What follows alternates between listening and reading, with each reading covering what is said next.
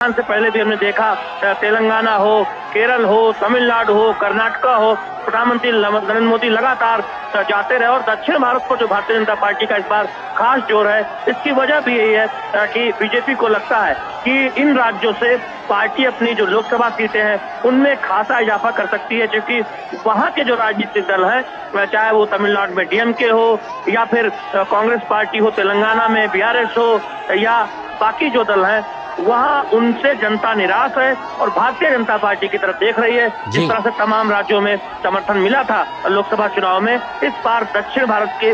जो महत्वपूर्ण राज्य हैं वहाँ उस तरह का एक शानदार प्रदर्शन भारतीय जनता पार्टी को देखने को मिलेगा। और निश्चित तौर पर ये जो तस्वीरें हैं वो भारतीय जनता पार्टी के जो रणनीतिकार हैं उनके उत्साह को बढ़ा रही होंगी। बिल्कुल, और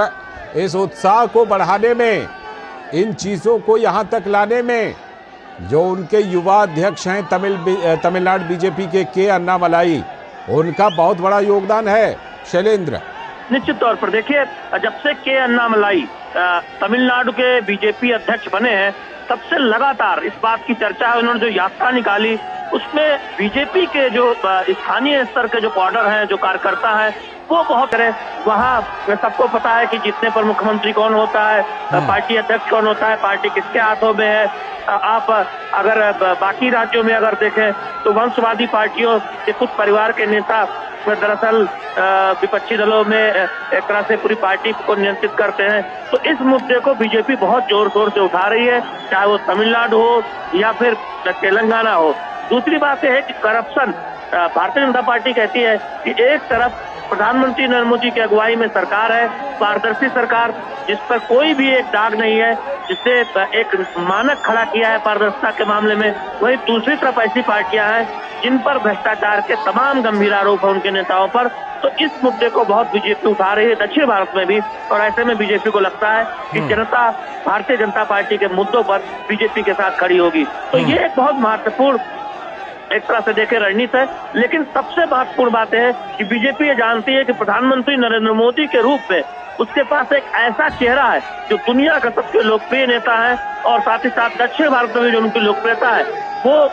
इन तस्वीरों से साफ जाहिर होती है कि वो कितने लोकप्रिय है, दक्षिण भारत हो या पश्चिम भारत हो या फिर उत्तर भारत हो। तो निश्चित तौर पर इस तरह की तस्वीरें भारतीय जनता पार्टी की जो रणनीतिकार है उनका उत्साह बढ़ाती हैं कि दक्षिण में इस बार बीजेपी को एक शानदार सफलता मिलने वाली है, बीजेपी एक इतिहास रचने वाली है। तो निश्चित तौर पर एक राजनीतिक दल के तौर पर बीजेपी उस सफलता को पाना चाहती है और उसके लिए मेहनत करती हुई दिखाई दे रही है। और हम देख रहे हैं कि लगातार रैलियों का दौर हो या पार्टी संगठन के कार्यक्रम हो, वहां से जो फीडबैक बीजेपी ले रही है और इसी वजह से उत्साहित है। और निश्चित तौर पर ये अन्नामलाई है, वो खुद एक युवा है और युवाओं से जो उनका एक कनेक्ट है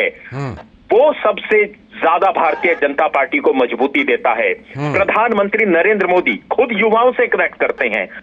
उनके लिए ऐसी योजनाएं लाते हैं जो 70 सालों में कभी किसी ने सोची तक नहीं। धुएं में दम घुटता था महिलाओं का, इस बात को सोचा प्रधानमंत्री ने, इस बात को सोचा केंद्र सरकार ने, उज्ज्वला के माध्यम से पूरे देश की तस्वीर बदल दी, धुएं को खत्म कर दिया, महिलाओं के जीवन को आसान बना दिया। गांव गांव तक किसानों के लिए योजनाएं बनाना, किसानों और कृषि के लिए 1.25 लाख करोड़ का बजट पहली बार बनाना, पशुपालन मंत्रालय को अलग बनाना, सहकारिता के माध्यम से, सहकारिता के आंदोलन के माध्यम से किसानों की, गांवों की, ग्रामीण भारत की तस्वीर को बदलना,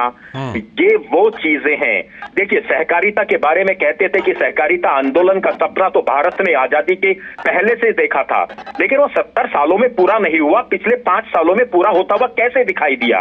एक सबसे बड़ी बात है। तो देखिए, जब सबसे बड़ी बात है जब आम आदमी के जीवन में बदलाव आता है सरकार के माध्यम से, सरकार की नीतियों के माध्यम से, सरकार के जन कल्याणकारी योजनाओं के माध्यम से, तो फिर सड़कों पर उस नेता को देखने के लिए, सुनने के लिए, उसको धन्यवाद देने के लिए इसी तरीके से जन सैलाब उमड़ता है जो आज कोयंबटूर की धरती पर, कोयंबटूर के अंदर दिखाई दे रहा है। सड़क के दोनों तरफ अपने प्रिय नेता का स्वागत करती हुई कोयंबटूर की जनता। इससे पहले मैं